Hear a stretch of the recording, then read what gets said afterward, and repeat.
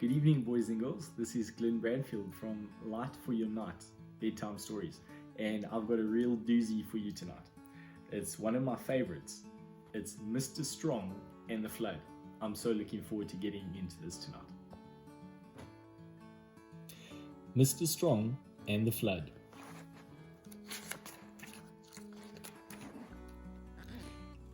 Mr. Strong is unbelievably strong. So strong that sometimes he forgets his own strength.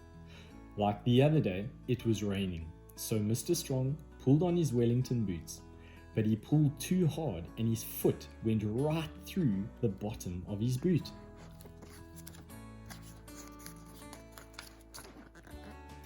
Then he went out through his front door and opened his umbrella, but he pushed too hard and he turned the umbrella inside out.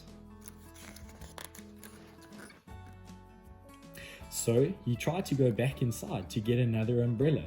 Mr. Strong gets through a lot of umbrellas, but when he turned the doorknob, it came off in his hand.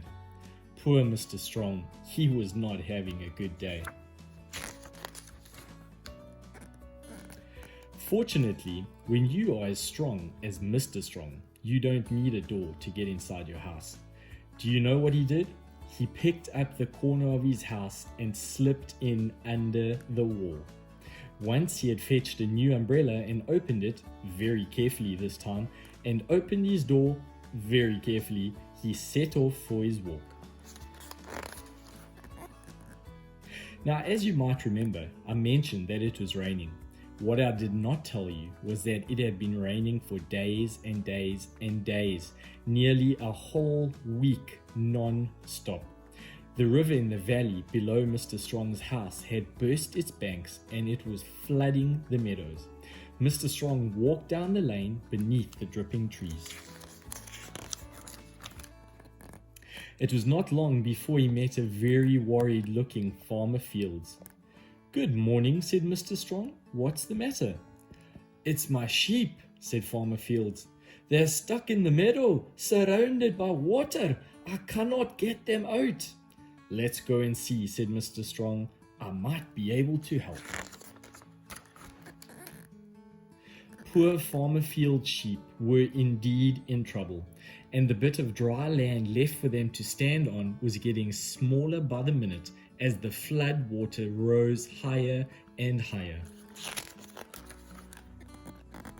Mr. Strong waded out to the little island in the middle of the meadow and then waded back carrying 2 sheep above his head. "Oh, well done," said Farmer Fields.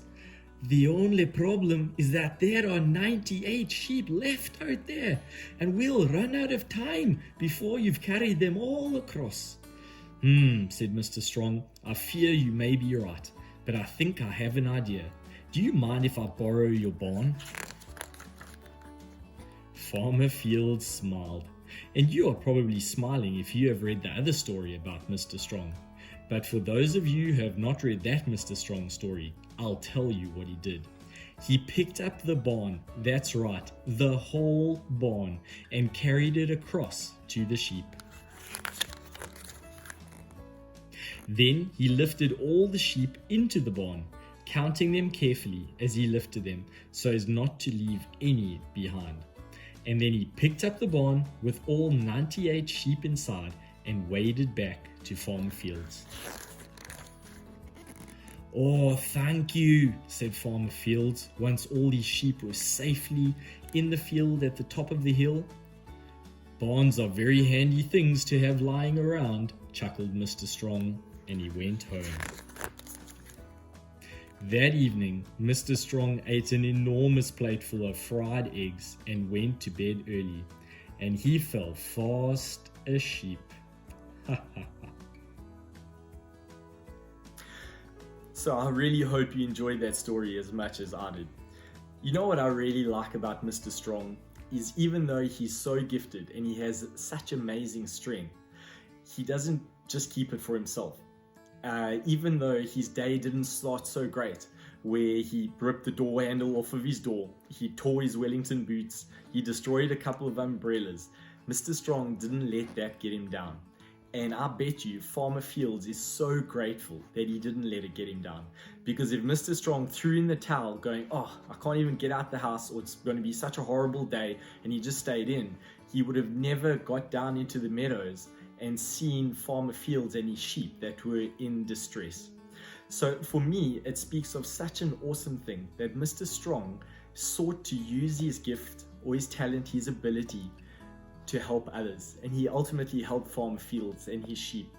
You know, there's a scripture that says strength is for service, not for status. And my prayer is that as you just find out what your strengths are, what your gifts, your talents, your abilities are, that you will use those to help others and to be a blessing to others. I really hope this was encouraging to you. I hope you have a wonderful night's sleep, and until next time, we'll see you again.